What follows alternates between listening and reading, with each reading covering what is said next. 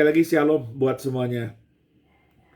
Jemaat Tuhan yang terkasih, tema bulan ini yang diberikan oleh Yosef sebagai gembala sidang adalah spiritual health, yang artinya adalah kesehatan rohani. Dan waktu itu pernah saya dengar bahwa intinya sebenarnya supaya kita bisa melihat bahkan mengukur kira-kira bagaimana kondisi kerohanian saya pada saat ini gitu kan. Supaya kita bisa lihat apakah kita dalam kondisi yang sehat atau kondisi yang tidak sehat. Nah, melalui tema bulanan ini, saya pada hari ini memberikan tema Sehatkah Saya?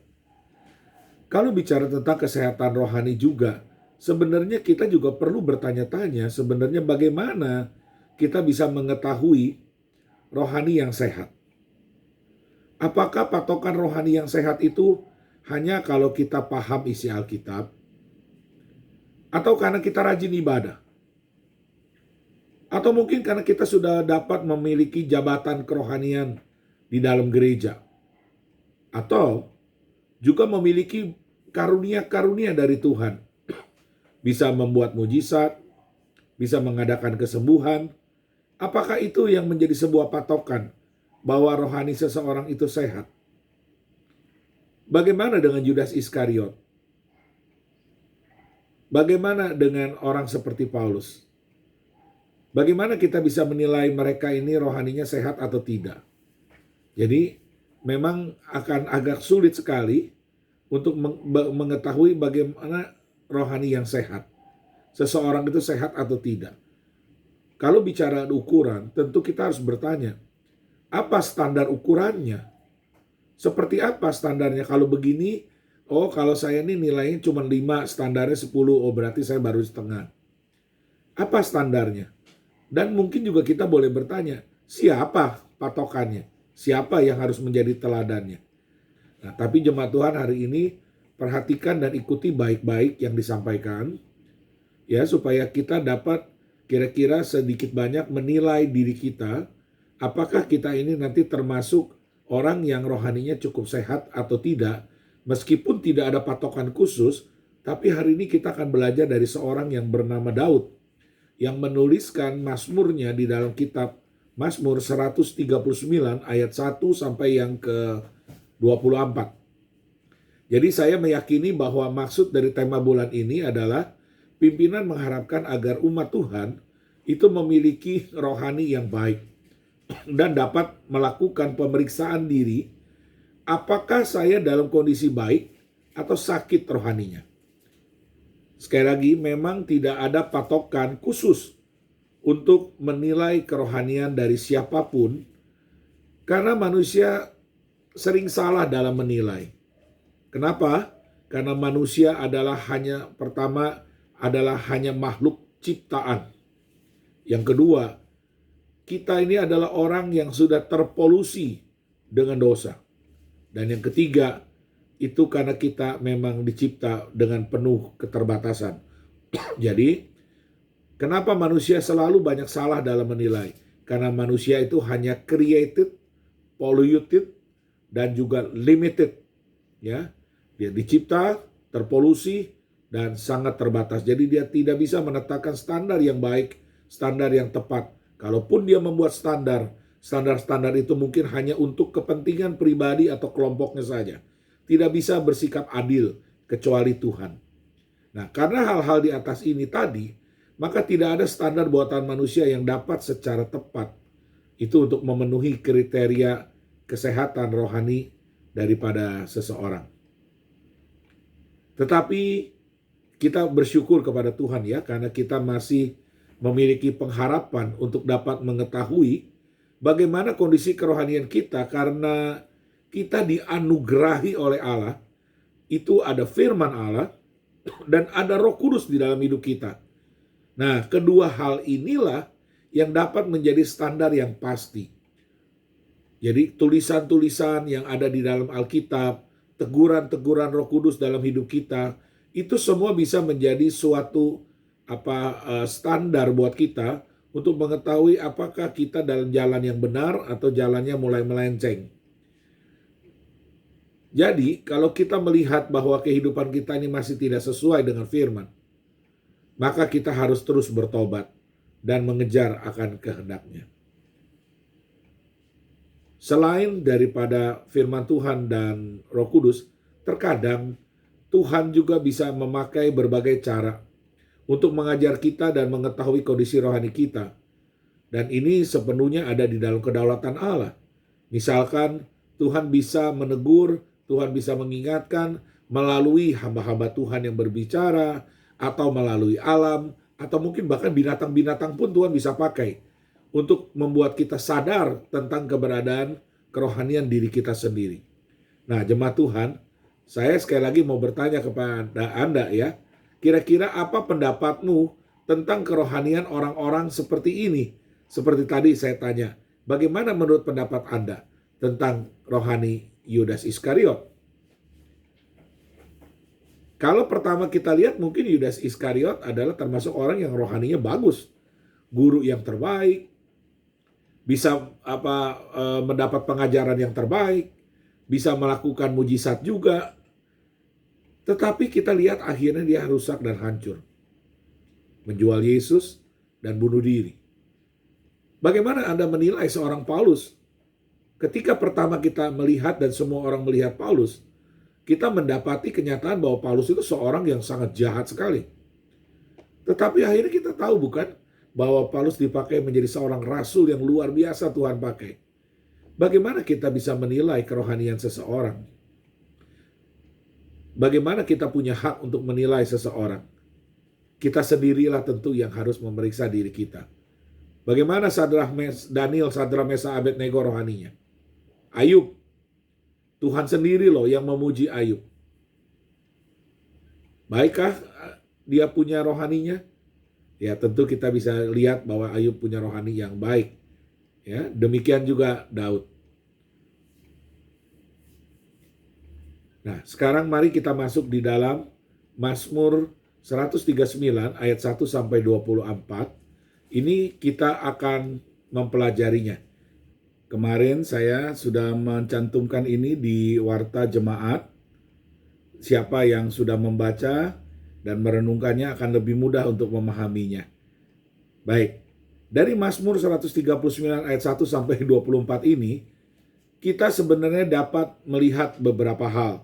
Jadi dari mulai ayat 1 sampai 18, kita dapat melihat di sana ada kata-kata doa syukur daripada Daud. Dan itu dibagi menjadi 3, ayat 1 sampai 6, 7 sampai 12, 13 sampai 18. Ini adalah hal pertama yang kita bisa lihat dari ayat 1 sampai 18, bahwa Daud itu menyatakan atau memperlihatkan bagaimana dia mengenal Allah dengan begitu baik. Lalu di bagian kedua, itu adalah pernyataan cinta Daud dan komitmennya pada Allah yang dilihat di ayat 19 sampai yang ke-22. Lalu pada bagian yang ketiga, baru setelah dia dari bagian 1 dan bagian 2 itu dia tuliskan, baru masuk ke bagian 3. Itu berdoa memohon kepada Allah untuk senantiasa menolong dan menuntunnya. Dan itu ada pada ayat 23 dan 24. Dan ini banyak diciptakan dalam bentuk lagu, ya. Jadi jemaat Tuhan yang terkasih, mari kita mempelajari satu persatu. Yang pertama, itu adalah pernyataan iman dan syukur Daud. Sebenarnya kita dapat melihat melalui ayat 1 sampai 18, itu betapa baiknya pengenalan dan iman Daud akan Allahnya. Sehingga rasa syukurnya itu dituangkan dalam puisi yang sangat indah. Di situ dia mengatakan, ya, betapa ajaib kuasanya, betapa kasih Allah itu begitu melingkupi dan menguasai dia, bahwa Allah itu mengurung dia dan menaruh tangannya ke atasnya di ayat 5. Juga tangannya akan selalu menuntun dan memegang dia di ayat yang ke-10. Pada ayat-ayat itu, Daud menyatakan betapa Allah itu maha tahu, maha hadir, maha kasih, maha kuasa, maha tinggi, maha mengendalikan hidup, dan juga hari depannya. Saudara-saudara yang terkasih dalam Kristus, apakah engkau dan saya memiliki pengenalan akan Allah dengan sangat baik? Jika iya, maka coba dong ceritakan, deskripsikan, serta tuangkan seperti Daud. Bisa enggak? Jadi kalau kita memang betul-betul mengenal Allah dengan baik, coba katakan, ceritakan seperti apa Tuhan baik. Kebanyakan dari kita hanya bersaksi Tuhan baik karena Tuhan kasih saya rejeki, Tuhan tolong saya, Tuhan begini, begitu, dan lain sebagainya. Tetapi apakah hanya itu kebaikan Tuhan? Tidakkah kita bisa melihat kebaikan Tuhan yang jauh lebih daripada itu? Yang lebih besar dan bisa dideskripsikan, dijelaskan, atau seperti Daud menjelaskannya. Begitu indah. Jangan hanya kita berkata Tuhan itu baik, tetapi kita tidak bisa lebih spesifik dalam menceritakannya. Mungkin itu tanda bukti salah satu bahwa mungkin kita tidak terlalu mengenal Tuhan dengan baik. Kita hanya tahu Tuhan itu baik kalau kita dapat uang, kalau Tuhan tolong sembuhkan saya dari sakit, dan lain sebagainya. Cuma begitu doang. Saudara yang terkasih, bila kita bergaul lebih dekat atau mengamati dengan lebih teliti, maka kita akan dapat lebih jelas memahami apapun yang kita teliti. Betul nggak? Bisa saja kesannya jadi buruk, tapi juga bisa kesannya jadi baik atau bahkan lebih baik. Kalau saya mencoba untuk mengenal seseorang, tentu saya harus lebih mendekat atau lebih mengamati. Bisa saja kesan saya terhadap dia menjadi buruk, atau bisa saja kesan saya menjadi lebih baik, atau bahkan lebih baik lagi. Tapi syaratnya tentu haruslah kita mencoba menyelidik, lebih meneliti, dan lebih bergaul mungkin ya, untuk supaya kita dapat lebih mengenalnya.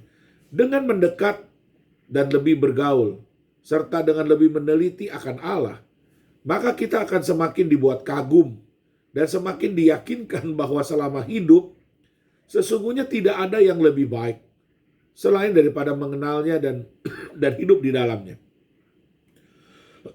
Bila kita telah menemukan yang lebih baik, bahkan yang terbaik, maka kita pasti akan mengabaikan yang lain-lain yang tidak terlalu penting. Benar? Mengenal Allah dengan baik dan benar akan menghasilkan kekaguman yang besar dan rasa syukur yang tidak terhingga. Perhatikan ini ya saudara seiman. Pengenalan yang baik itu adalah hasil perenungan dan pemahaman yang sangat baik dan intim dengan Pencipta. Dan itu pasti akan menghasilkan gambaran tentang Allah dengan lebih baik pula. Sekarang bagaimana dengan kita? Sudahkah kita benar-benar mengenalnya? Jangan-jangan kita merasa sehat dan sudah cukup mengenalnya. Tetapi sesungguhnya kita sakit karena kita sesungguhnya tidak begitu mengenalnya. Jemaat Tuhan, saya mau tanya gini ya. Tadi saya sudah katakan banyak sekali kita suka bersaksi tentang kebaikan Tuhan karena Tuhan tolong sembuh saya dari sakit, dapat rejeki, Tuhan tolong dalam dagang saya. Tapi saya mau tanya kepada kita semua di sini. Pernahkah engkau menemukan Tuhan, melihat kebesaran Tuhan ketika engkau makan sayur asam dan pepes teri? Apakah engkau bisa melihat Tuhan melalui makanan sayur asam dan pepes teri atau ayam goreng di meja yang tersedia untuk engkau makan? Apakah engkau melihat kebesaran Tuhan di sana? Terima kasih Tuhan buat makanan ini. Nikmat. Amin. Pernahkah engkau berpikir bahwa makanan sayur asam yang tersedia, pepes teri yang tersedia di mejamu, itu memerlukan proses yang panjang? Nasi yang dimakan harus ditanam oleh para petani. Pernahkah engkau melihat bagaimana Tuhan berkarya melalui petani dan memberkati dia? Kalau kau mengenal dia, engkau akan lebih banyak melihat kekaguman, rasa syukur atas karya Tuhan dalam kehidupan yang jauh melebihi apa yang sekedar mungkin engkau katakan hanya karena Tuhan menyembuhkan, Tuhan memberi rejeki atau uang dan lain sebagainya. Pada bagian yang kedua, tadi bagian pertama, Daud memperlihatkan bagaimana dia mengenal Tuhan dengan sangat baik. Dan itu menjadi pertanyaan bagi kita, Apakah kita sehat atau sebenarnya sakit? Apakah kita juga sungguh-sungguh sudah mengenal Dia dengan benar? Yang bagian kedua, pada ayat 19 sampai 22 adalah pernyataan cinta dan komitmen Daud kepada Allah. Setelah Daud merasakan dan mengalami kasih Allah yang begitu besar sehingga tidak bisa dia menghitungnya dan bahkan tidak bisa memahaminya, lalu Daud merespon dan membuat pernyataan untuk membalas kasih Tuhan yang begitu limpah dengan dia menaruh perasaan dan hatinya untuk menjadi seperti perasaan dan hatinya Allah. Daud berkomitmen untuk mencintai yang dicintai Allah dan membenci apa yang Tuhan benci. Komitmen seperti ini merupakan tindakan nyata bahwa kita sungguh-sungguh mencintai Allah. Hanya cinta yang tulus dan cinta yang murni yang akan mampu memiliki komitmen seperti ini. Saudara-saudari yang terkasih dalam Kristus, apakah kita sungguh mencintai Allah dengan tulus dan murni? Sudahkah kita melakukan mencintai yang Allah cintai dan membenci yang Allah benci? Jangan-jangan kita rasa sehat dan sudah cukup mencintainya. Tetapi sesungguhnya kita sakit karena kita tidak mau taat dengan tulus. Periksalah kehidupan kita. Mungkin kita sering bersaksi, Tuhan itu baik. Tuhan itu bagaimana diceritakan menyembuhkan saya. Tetapi dalam kehidupanmu sehari-hari, kau tidak mau berdoa, tidak mau membaca firman Tuhan dengan sungguh-sungguh, bahkan mungkin jarang baca firman Tuhan. Baca ya baca, tapi mungkin tidak merenungkannya siang dan malam. Merenungkan itu penting sekali, bukan sekadar baca. Kalau kau betul-betul mencintai Tuhan, cintailah yang Dia cintai. Dia ingin engkau dan saya membaca firman Tuhan. Lakukan dengan sungguh-sungguh. Itu baru tandanya kita mencintai. Kita punya komitmen. Tuhan bilang, kalau engkau mau mengikut aku, sangkal dirimu, pikul salibmu, dan ikut aku. Jangan ragu-ragu, jangan tanggung-tanggung. Kalau engkau berkata cinta kepada Tuhan, tetapi engkau tidak melakukan apa yang Tuhan cintai, itu adalah bohong. Kalau betul-betul engkau melakukan dalam hidupmu, mencintai yang Tuhan cintai, dan membenci yang Tuhan benci, mungkin engkau orang yang sehat rohaninya. Pada bagian yang ketiga, doa permohonan Daud kepada Allah. Ya. Kalau kita perhatikan tadi di ayat 1 sampai 22, kita bisa melihat kerohanian dari Daud yang sangat baik, bukan? Dan juga sehat. Tetapi menarik, untuk selanjutnya di ayat 23 dan 24, Daud melakukan permohonan kepada Allah. Dikatakan demikian, selidikilah aku ya Allah, dan kenallah hatiku. Ujilah aku, dan kenallah pikiran-pikiranku. Lihatlah, apakah jalanku serong, dan tuntunlah aku di jalan yang kekal. Saya ada mengambil dari King James Version, dalam terjemahannya kira-kira begini. Selidikilah aku, oh Tuhan, dan ketahuilah hatiku, dan ketahui juga pikiran-pikiranku. Nah, dan ini di sini ada dikatakan, dan lihatlah jika ada hal yang jahat di dalam aku, dan pimpinlah aku di jalan yang kekal. Saya mengambil satu lagi dari NET, dari bahasa Inggris, saya terjemahkan begini. Periksalah aku, dan kenalilah pikiran-pikiranku. Ujilah aku, dan ketahuilah, perhatikan, kecenderungan-kecenderungan atau kepedulian-kepedulian hatiku. Jadi Daud mengatakan begini, Tuhan, periksa saya, kenali pikiran saya, uji saya, dan Tuhan ketahuilah, ini hati saya ini selalu cenderungnya kemana sih? Tendensinya kemana? Kepedulian saya kemana sih? Kecenderungannya saya hanya selalu memikirkan bisnis. Saya mengutamakan keluarga. Saya lebih mengutamakan sekolah saya, bisnis saya. Tetapi untuk Tuhan, Mungkin itu nomor 2 atau nomor 3. Nah, maka Daud mengatakan, ketahuilah kecenderungan-kecenderungan atau kepedulian-kepedulian hatiku. Dan lihatlah, katanya, jika ada kecenderungan memberhalakan sesuatu di dalam aku. Jadi Daud sangat takut kalau di dalam tendensi kehidupannya, akhirnya tanpa disadari, dia sudah memberhalakan sesuatu. Dan lalu Daud berkata, dan pimpinlah aku di jalan yang dapat diandalkan serta kekal. Jadi jemaat Tuhan, pada ayat 23 dan 24 ini, Daud berdoa, selidikilah aku, itu yang pertama. Kedua, kenallah hatiku. Yang ketiga di sana ada ujilah aku. Yang keempat, kenallah pikiran-pikiranku. Kelima, lihatlah jalanku. Dan yang keenam, tuntunlah jalanku. Nah, dari doa Daud ini, kita bisa menjadi 2 bagian. Yang pertama, dikatakan selidikilah, lalu ujilah, lalu lihatlah. Jadi minta diselidiki, diuji, lalu lihatlah hasilnya.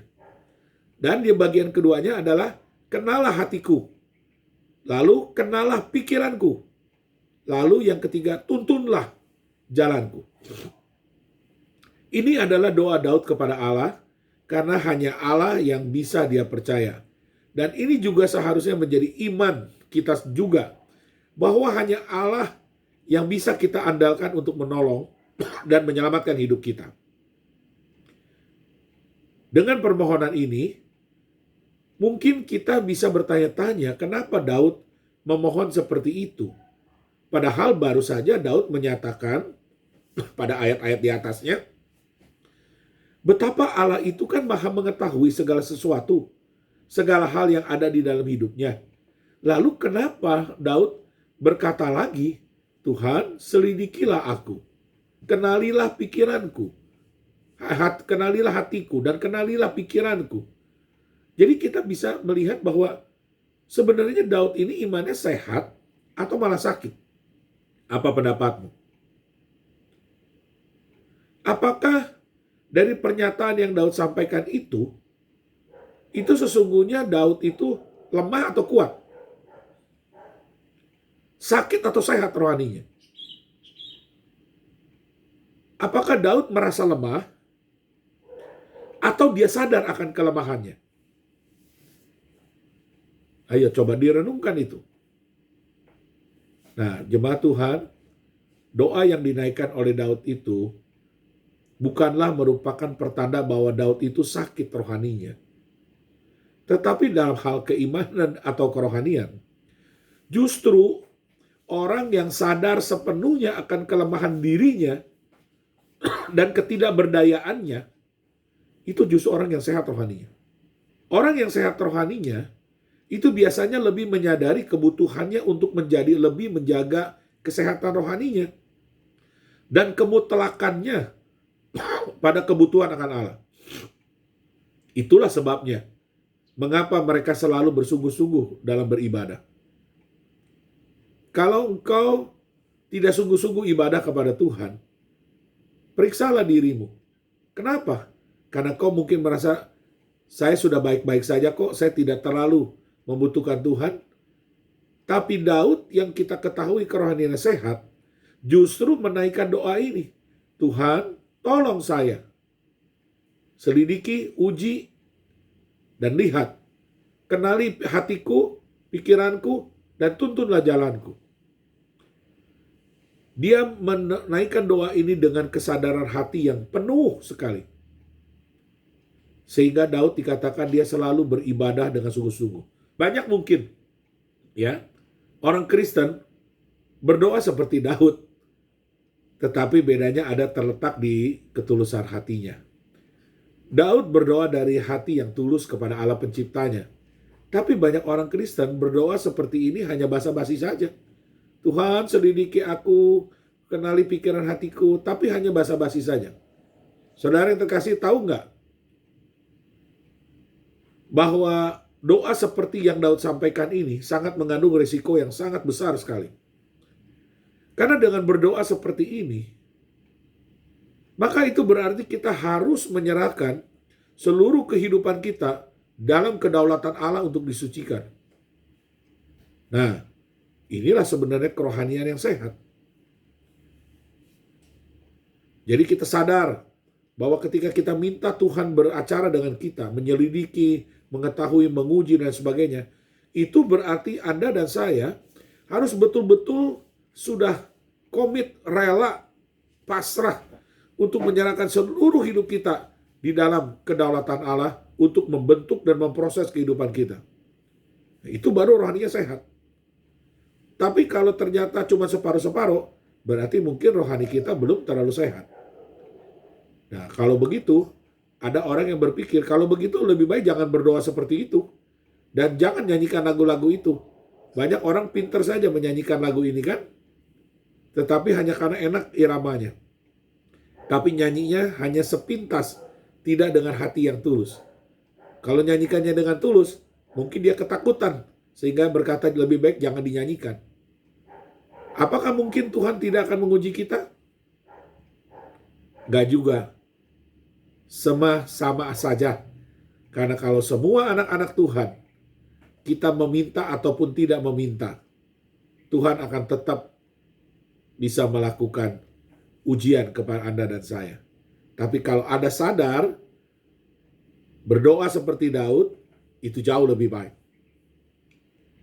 Nah, jemaat Tuhan, apa kita sudah benar-benar berkomitmen untuk menyerahkan seluruh kehidupan kita kepada kedaulatan Allah? Satu persatu ya, yang Daud tadi katakan. Pertama, selidikilah aku. Ketika Daud mengatakan selidikilah aku, itu berarti Daud sedang memohon kepada Tuhan yang Maha Tahu untuk selalu memeriksa seluruh hidupnya. Apa yang diperiksa dari hidupnya? Hatinya, pikirannya, dan jalan-jalan hidupnya. Mari kita juga minta hal ini untuk kehidupan kita. Dan ini berarti kita juga harus bersedia dan rela dibongkar semua rahasia kita oleh Tuhan. Berani katakan, selidikilah aku Tuhan. Lalu Daud mengatakan yang kedua, kenalah hatiku. Hati adalah tempat segala sesuatu yang terekam melalui panca indera manusia. Semua yang kita rasakan melalui panca indera, itu semua akan terekam dan masuk ke dalam hati kita. Jadi, betapa kita perlu menyadari bahwa hati kita ini harus dijaga. Apa yang masuk di dalam hati kita. Makanya mata kita, telinga kita, ya perhatikan baik-baik. Jangan yang sampah kita masukkan ke dalam hidup kita. Karena kita melihat, kita mendengar yang tidak benar, itu juga masuk ke dalam hati. Jadi kita perlu menyadari betapa pentingnya hati kita ini harus dibersihkan dan diisi oleh hal-hal yang baik dan suci. Nah, kita minta kepada Tuhan, Tuhan, kenali hati saya. Hati saya ini bersih atau kotor? Saya memasukkan yang benar atau yang salah? Yang jahat atau yang baik? Yang suci atau yang haram? Mari kita perhatikan apa yang masuk dalam hati kita dan minta supaya Tuhan betul-betul mengenali hati kita. Dan minta Tuhan beracara dengan kita kalau ada yang gak beres dalam hidup kita.